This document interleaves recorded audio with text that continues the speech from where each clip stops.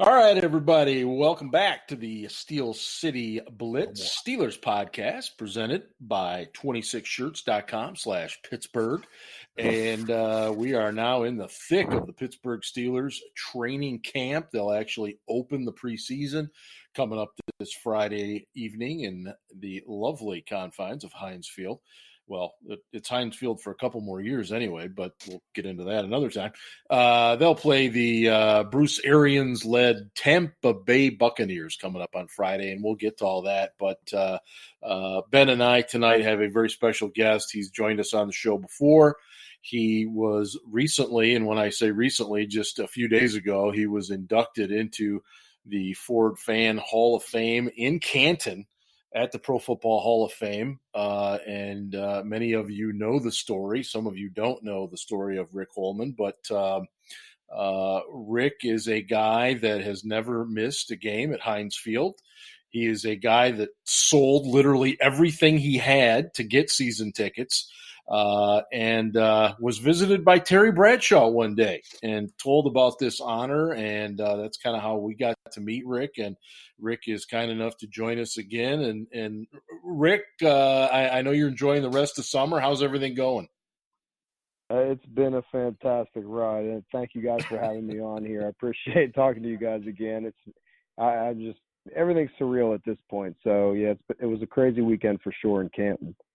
It looked like it, and you and your wife both did an awesome job of kind of documenting things on Instagram and Twitter and stuff, and it was really cool to see just I mean, where you were, who you were with, just going through the whole experience. And there were some times when and you can totally correct me if I'm wrong here, but there were a few times and just looking at your facial expression, like you really were taking it in, and you're kind of like, what the hell am I doing here? You know, did you ever have that feeling? Yeah, of course, the whole time, because I'm just a regular guy from Pittsburgh, like I've been saying all along, and to me, it's unbelievable. Really, it's a dream come true. You have all these guys, legends that, the biggest, best legends that have ever played. I mean, they're wearing their gold jackets, and they're coming up to me and saying, "Hey, Rick, how you doing? Congratulations!"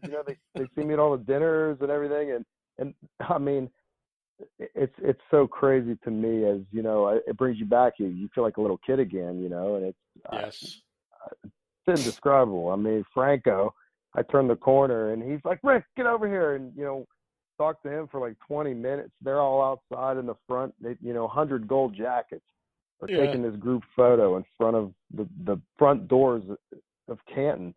And here I am. I just kind of, work my way up the security line there. And then, the guys get, they're smiling, and I'm kind of, maybe I shouldn't be there. Maybe, they didn't care. But a couple of them said, "Oh, yeah, you're good." They saw me. So I kind of went up there, and when the photo was done, I started talking to all these guys. And Franco was funny. He pulls out his phone, and he told one of the security guards, "Hey, take our picture. Take a picture of me and Rick." And the guy's like, "No, Franco, we got to go like right now." They were going on to their next event or whatever. And Franco said, "No, take a picture." So he pulled out his phone. I didn't even get a picture. He pulled out his own phone. And it was kind of funny. The same thing happened with Bettis on Friday night after we got our jackets. And just running into these guys, and they know who I am. And to me, that's just crazy, really. I never would have imagined it. But that's got to be the most bizarre feeling in the world. You're there around these guys that you've watched in person for so long, and you've seen on TV and commercials and winning Super Bowls and all that stuff, and now they actually want your photograph. Right. I mean, that's got to be crazy. It's so unreal. It's funny at the Gold Jacket dinner. We're sitting next to Akil Blunt, Mel Blunt's son, and the Blunt family. They're just so nice. Everyone, unbelievable people. And Akil says, "Rick, you see my dad around? I can't find." I'm like, "No, man." He's asking me where his dad is. Mel Blunt. I mean, the greatest corner to ever live. And, "Hey, do you see my dad?" I'm like, "No, man." I just, things like that, little interactions. And it's so cool to me be a part of it. And, you know, I can't thank Ford enough. So everyone go buy a Ford truck. Yeah, there you go. I mean, I'm telling you that everyone that works for them, they are so nice, so unbelievable, and they've set us up, you know, beautifully through this whole thing. They treat us like players. It's unreal. That's cool. I mean, obviously corporations like that, they all have, you know, the hospitality type folks, if you will, but you know, for them to do everything as well as you've said that they've done is a credit to them. And yeah, please do go buy a Ford. Exactly. they helped get Rick into the Hall of Fame. So yeah, I've got to ask much bigger than I thought. Yeah, that's true too. Yeah, no, I was going to ask you. I saw some of your photos with David Baker. And he, correct me if I'm wrong, but he is one of the largest human beings in the world. My goodness. I mean, he is literally the gentle giant grizzly bear. I mean, it's funny, you know, everybody, you know, Instagram, whatever, at Facebook, and they said, Rick, his head is twice the size of yours. You know what I mean? Yeah. And it's so funny. I mean, my neighbor ended up driving my kids up for the Imagine Dragons concert. We saw Mr. Baker and, you know, Akil and Mr. Baker's wife, and we all got a picture together. My neighbor John, he's 6'4", and he makes John look small, like a small guy, you know. So I mean, he is massive. And it's just, he's the nicest human being you could possibly meet. I mean, unbelievable, man. Yeah, that's what I've heard, and I've heard a few interviews. In fact, I heard an interview with him last week. I think he was on Golic and Wingo, and he just does sound like the type of guy that genuinely loves, you know, running the Hall of Fame there. And he shared some stories about some of the players that have been inducted recently, and just, you know, some of their backgrounds and.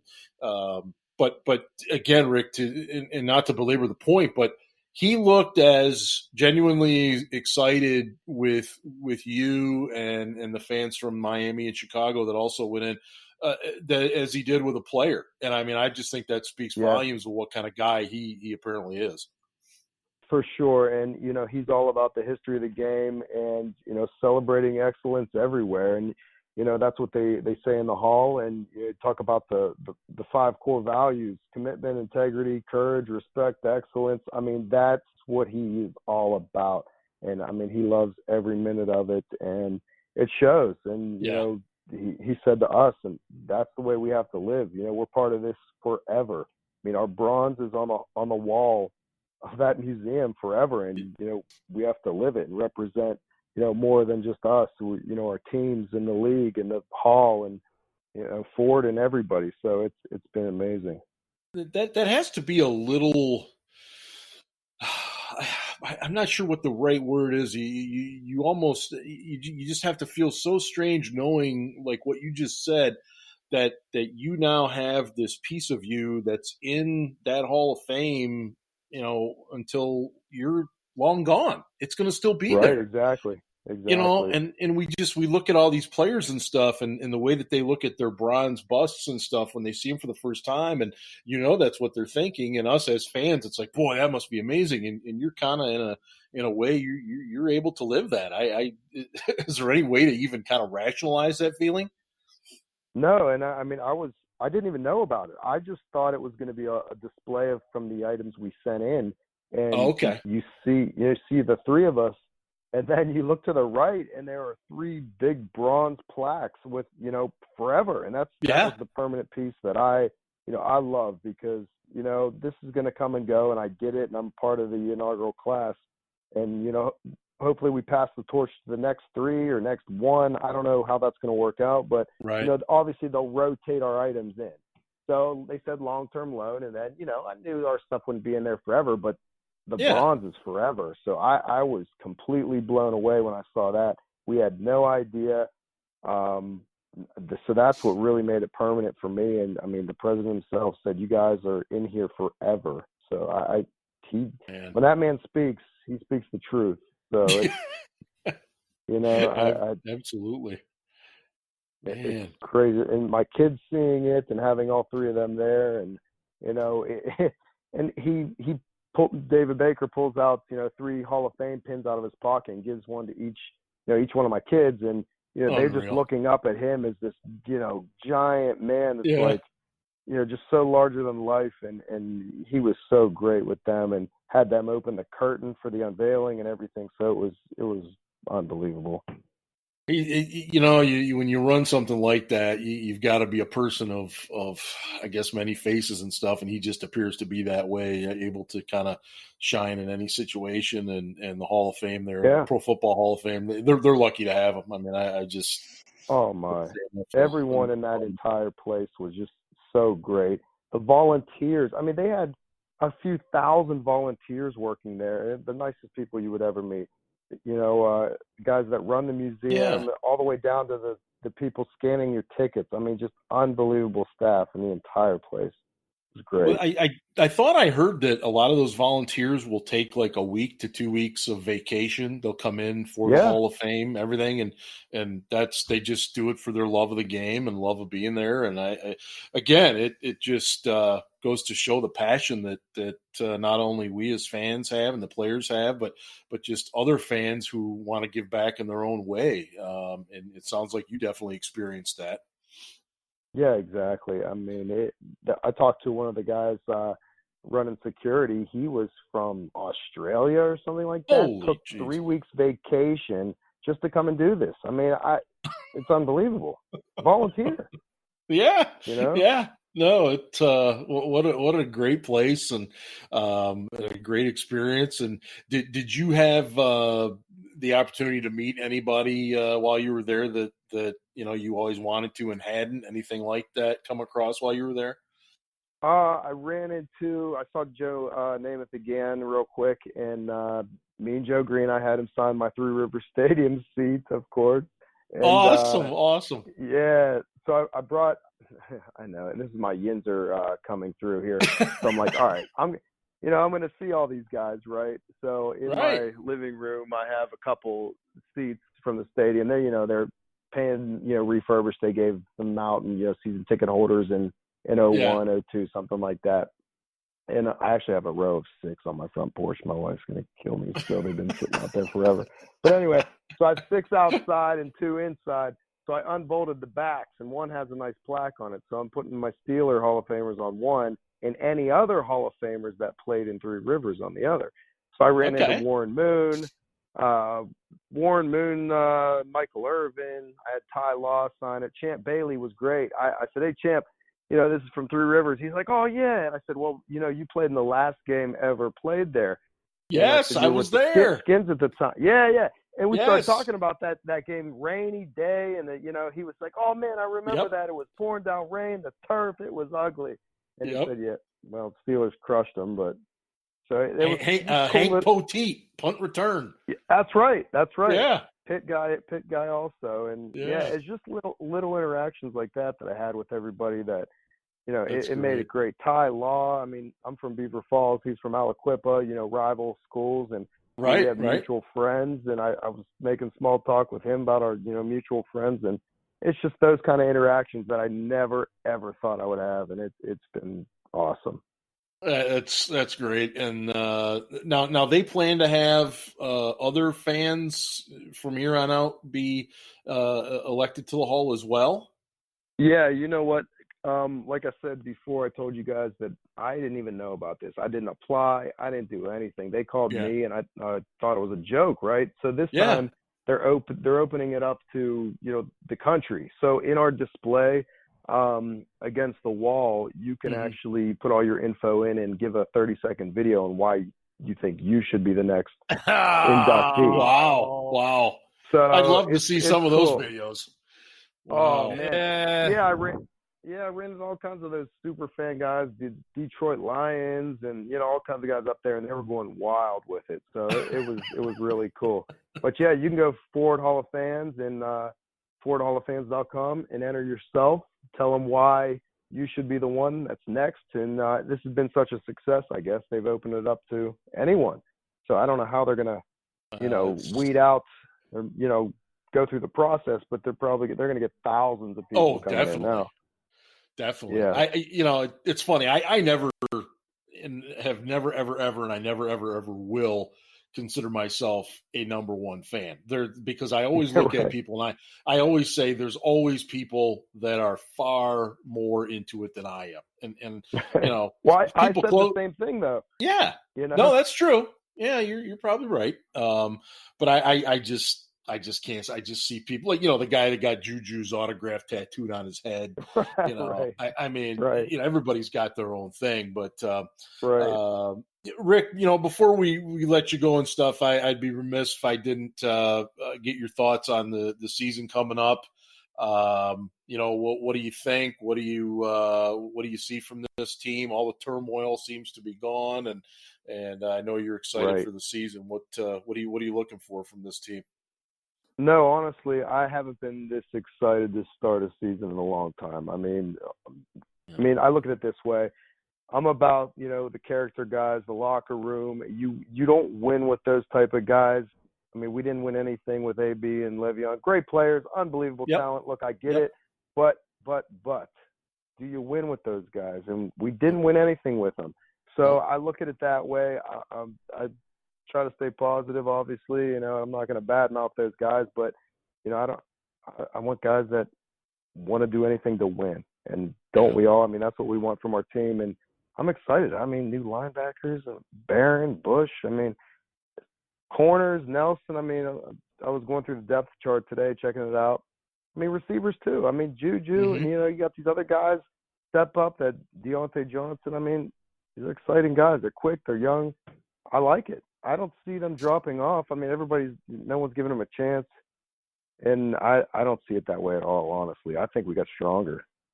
It's crazy to say that, but everyone's together, and that's what makes the team. So I like it. Yeah, it's if I've heard it once, I've heard it a million times. It's a kind of an addition by subtraction thing, and I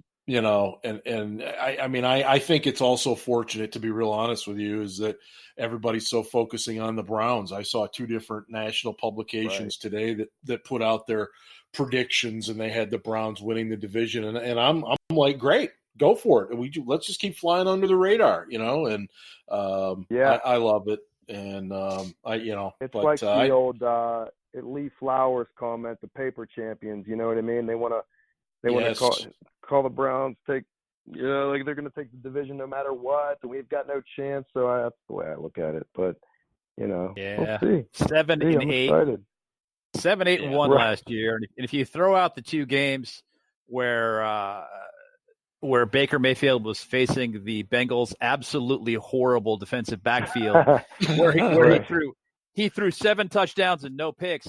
If you take those two games out, he was very average. In fact, versus teams with winning records, he was awful. 1-6, I think. They're celebrating. He was 1-5. They're celebrating this as though it's the second coming of. They're celebrating it the way they did when they drafted Johnny Manziel. Exactly. We all saw that movie, and I'm not saying the Browns are going to suck. What I am saying is, I think they're a little ways away yet, and that their fans are getting ahead of themselves, and some of them are becoming insufferable assholes on social media. But that is what it is. I guess they're feeling themselves a little bit after they almost had a winning season. It was real close. Real close. Still a losing season, though, guys. And until you earn it, you're not going to get any respect from the Steelers. You haven't beaten the Steelers, but twice in the last 10 years? In a long time. You're right there with the Bengals in terms of the level of respect. Maybe a little higher because you're not Bengals fans. Wow, what a bold statement. Well, hey, Rick, we're not going to take any more of your time. Go ahead. Well, we got you on the phone. Yeah. No. I want to ask him one more question. I know you're from Beaver Falls, but what's Joe Namath like? What's Joe Namath like, man? Oh, I mean, I got to see him for maybe a minute or two this weekend. Oh, is that all? When I got to talk to him in Atlanta, that was when we had a really long conversation about Beaver Falls. They were asking the kind of the audience. It was a small type of it's called Chalk Talk. So they had just a really tiny group of people in a room, and you got that great one-on-one interaction. He was awesome. That was one of the most enjoyable things I did when they sent us to Atlanta for that Super Bowl. He was so great, funny. The stories he told about, growing up in Western PA on to, being in New York City. And he was telling the story about how they would have practice. It would start at noon. And he said, well, you know how I like the nightlife. Do the math. He's like, if I needed 8 hours of sleep, what time do you think I went to bed? You know what I mean? For practice at noon. So he was so funny and nice, kind. He really loved the fact that I brought up Beaver Falls and Western PA. So I had a great interaction with him. But I wish I would have been able to talk to him for a few more minutes this weekend. But hopefully I'll see him again. Right on. Yeah. It's what a neat experience. I'm kind of in awe, Rick, to be very, very honest with you. But I'm trying to think. I've had a chance to interview Roethlisberger, and I've had a chance to interview Jack Ham once on the radio, and wow, you're just another Hall of Famer, man. I mean, that's crazy. Just another in the line of Hall of Famers. I can write down that I've interviewed. So it's pretty cool, man. But hey, thanks so much for your time. We will definitely be in touch. I know we talked a little bit about maybe having you do some sights and sounds from the stands at a game this year. So we'll definitely chat you up about that. But again, congratulations, and enjoy the rest of your summer before you get back to work. Thank you guys for everything. I appreciate it. Take care. Okay. Thanks, Rick. Bye-bye. Have a good night, Rick. Bye, buddy. All right. Yep. See you guys. All right. And again, that was Rick Holman, Hall of Fame, Ford Fan Hall of Fame, just went in this past week in Canton, Ohio, and definitely, check his story out. It's just incredible. Just wanted to remind you that you are listening to the Steel City Blitz Steelers Podcast, presented by 26shirts.com/Pittsburgh. And right now they have a new shirt for the next fortnight. It is based off the Patagonia trademark, which is so popular with the kids these days. Patagonia. It's pretty cool looking shirt. Pretty basic across the front, but kind of a cool shirt with, instead of the mountains in the background, got the skyline of the city. So check that out, and don't forget the most important thing of all. Not only are you getting a cool, very comfortable shirt, but it's also $8 from every one sold goes to a very, very important and worthy charity in the Pittsburgh area. Ben, we got the Steelers coming up this Friday night against the Tampa Bay Buccaneers, and the big news really today was the the fact that everybody nearly fainted when Missy Matthews tweeted out that Joe Haden had been carted off the field. What are you, or what have you heard about Joe Haden's injury? It's a minor ankle sprain. I think what everybody needs to understand about injuries at camp is it's a long way up the hill to the trainers from the fields at St. Vincent. And so rather than making a guy walk when he's just hurt his ankle or hurt his knee, even if it's minor, they put him on a cart and they drive him off. It's not a big deal. It doesn't necessarily mean that the guy has got some kind of a devastating injury because he was put on a cart. It just means, hey, let's make it easy for you so you don't have to walk up that hill. No, it's an excellent point, Ben, because if you've not been to Steelers training camp in Latrobe, the fields sit down in a valley. And when a guy tweaks something like a knee, foot, ankle, they're not going to make him walk up, okay? So when Missy tweeted out he's being taken off on the cart, people automatically assume it's like a game. He's being carted off. Oh, my God, it's catastrophic. Oh, no. No, Ben, you're exactly right. You're not going to – everything I've been told, it was just in kind of jogging along. He tweaked the ankle a little bit, and we'll go from there as far as it goes. He got tied up with a wide receiver in drills, and he twisted his ankle. He rolled his ankle, and it sounds like it's minor, but he's probably going to miss a couple days, and I doubt he plays on Friday. Right. Which he may not have played anyway, honestly. There are a lot of starters that aren't going to play week one. You have to think, given the fact that he's 30 years old, he might not have played Friday regardless. Right. And I'll ask it. It's a rhetorical question, but you don't see this in any way impacting his what we believe to be our discussions about an extension, right? No. Right. Not in the least. I mean, that would be ridiculous. It's not like – Yep.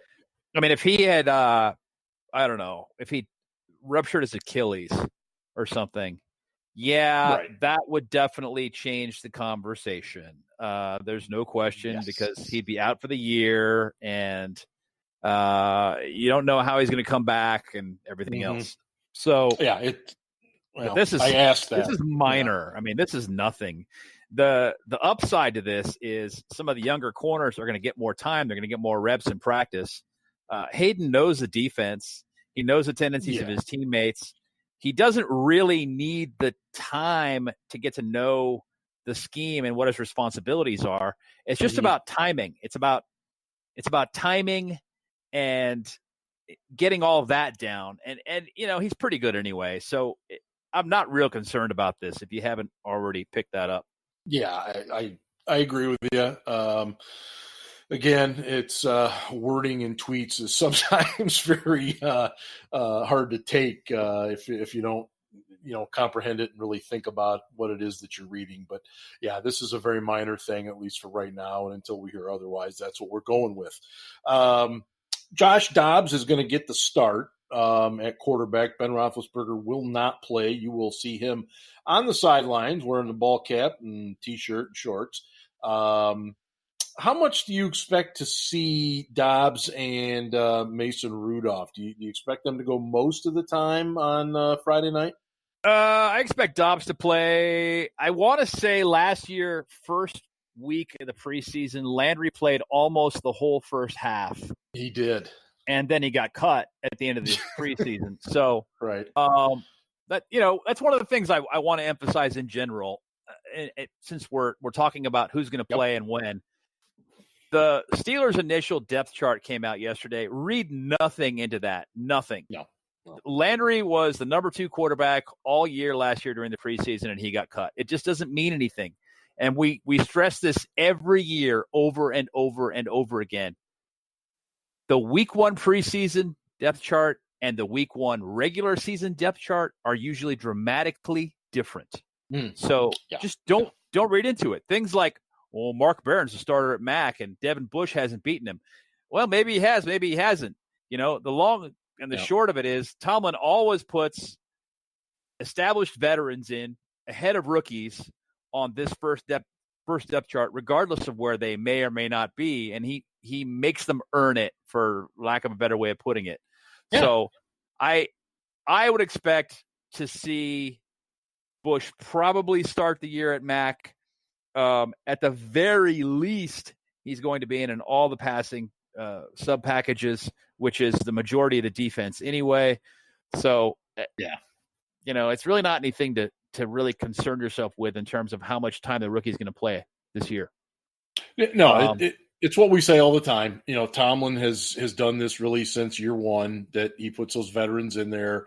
I can't honestly think, and I'm sure somebody out there maybe can, the last time a rookie has been in the 1 spot at a position in the first depth chart of the preseason. I can't remember. Ryan Shazier was. Shazier, was he? He was. And there was a lot of resentment within the linebackers room because of it. And then when he got injured, and that's right. Yep. And the vets were playing for him, when he came back from the injury, he didn't get his job back right away. No, it was a struggle for a little while for him. And it was just those early injuries. Yeah, the injury, and also, Tomlin likes to put it, you're trying to catch up, you're trying to get onto a moving train, you're trying to get caught up with where things are, and when you're a rookie and you're learning a new defense, that isn't that easy. No, not by a long shot. So we got Dobbs and Rudolph. I defensively, you mentioned Haden. I agree with you. I don't think he's going to go. I'm kind of curious to see, how much work Cam Hayward gets, some of these other guys in there. What do you think in terms of the specialists? Are they going to rotate the kickers? Is that what I heard today? My understanding is, and I'm sorry for everybody that really, really hopes for some reason that Boswell loses his job. My understanding is that in terms of makes and misses, Boswell's missed once, all so far in camp, and that Wright has missed 4 times, and the ones that Wright has missed have all been long. So the issue for Mr. Wright seems to be range. Mm-hmm. They're supposed to be alternating kicks and just going with it. I still think Chris Boswell wins this quote unquote camp competition. I think that Barry wins the punter's job again, which doesn't thrill me, but it is what it is. They like the fact that he can down the ball inside the opponent's 20 when he's within range. That to them has more value, obviously, than consistent downfield punting when you need a big one. So I don't expect much there in terms of surprising outcomes. Yeah, I don't really either. My understanding is the punting battle has been, for lack of a better term, horrendous. Neither guy really booming the ball well. Neither guy, positioning the ball well. So I'm with you. I think it's Barry, and then obviously Boswell's in that unique position where he's got to be beaten, and he's not being beaten. He's doing very, very well. And again, I know a lot of fans are saying, this is practice. I need to see what he does in the game. Well, okay, let's get him into the game and definitely let's see what he does. And then we can start, picking it apart from there. But, to this point, he's doing everything necessary to keep his job. And I think that's what we and certainly the Steelers want to see. What is some other things, Ben, that fans should be looking for going into the first preseason game? Because, sometimes fans struggle with kind of separating, why aren't we doing this and why are we doing that? Remember, it's not a game that matters. It's a game about player evaluation. I thoroughly believe that Tomlin, if the situation were given, he will not settle for a tie. He's going to try to do some things to make sure that doesn't happen. But what types of things do you look for in the preseason games like this? I don't think that Mike Tomlin cares about the score in the preseason games at all. I don't think he gives a solitary I think it's all about evaluation. It's there's situational football that comes into play, and they want to know whether or not players are going to rise to the occasion.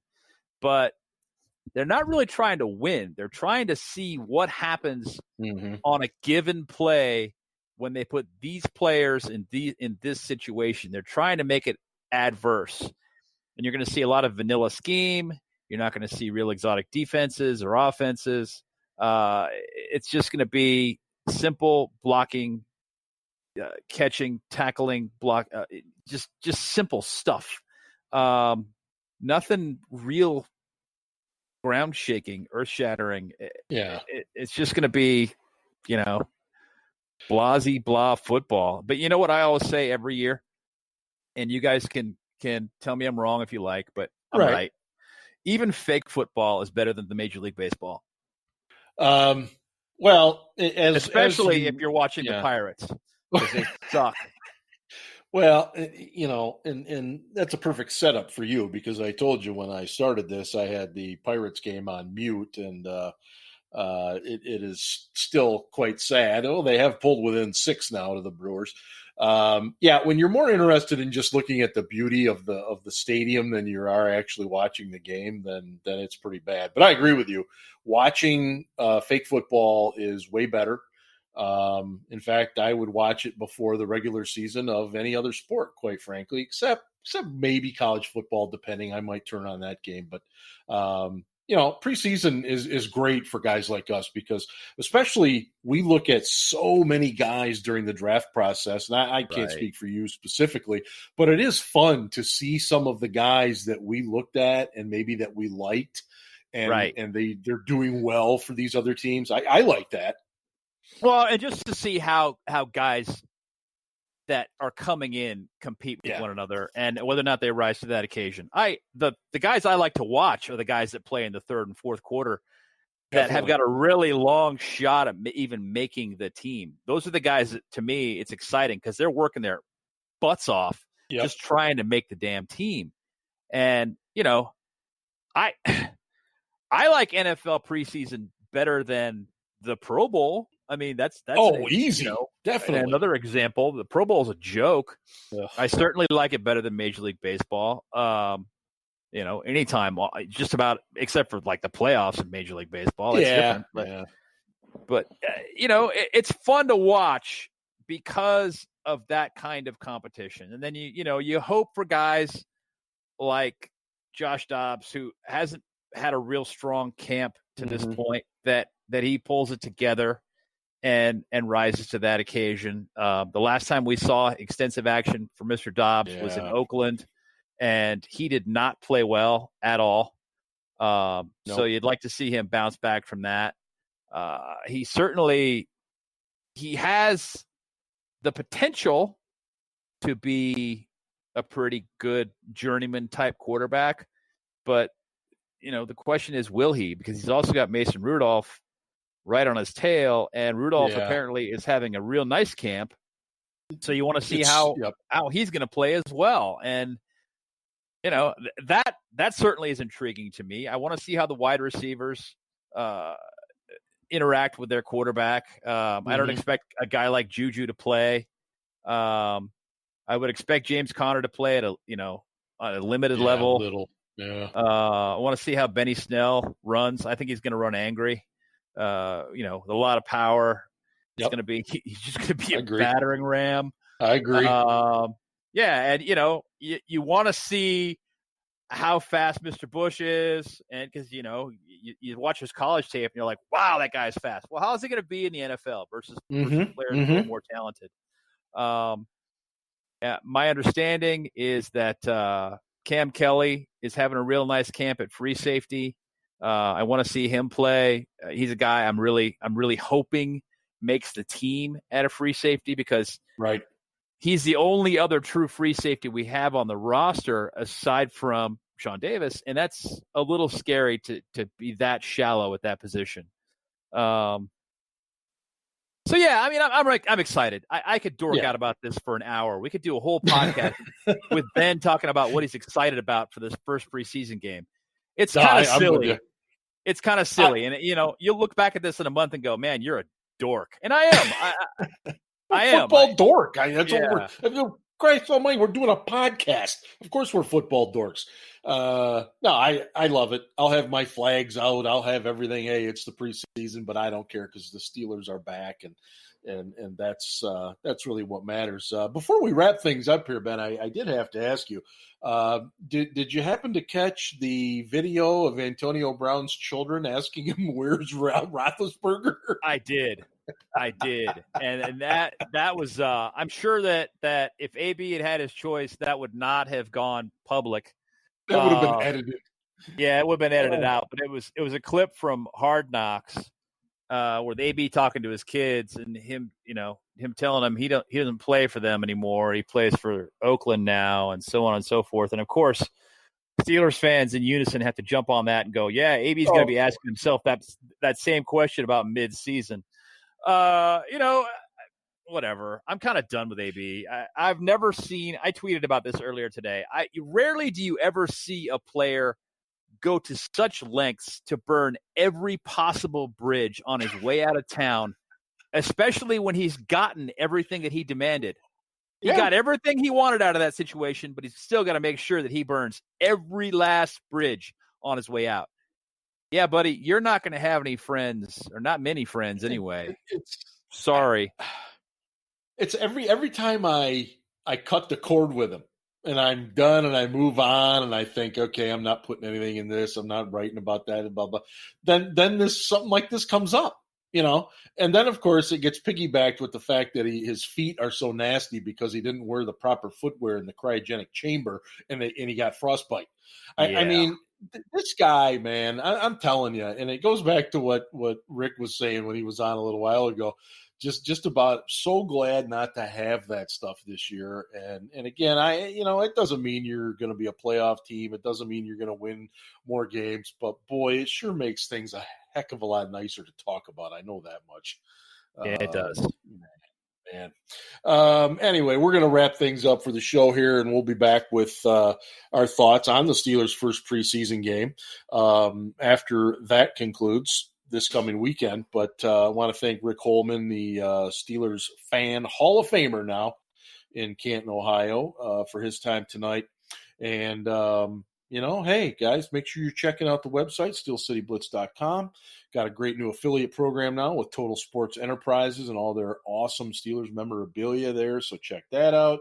Get over to our own online store with designtree.com. I mean, we got all kinds of stuff going on, and follow us on social media as well. So for Ben, this is Steel Dad signing off. You've been listening to the Steel City Blitz Steelers podcast presented by 26shirts.com/Pittsburgh. And hey, go Steelers. Ravens.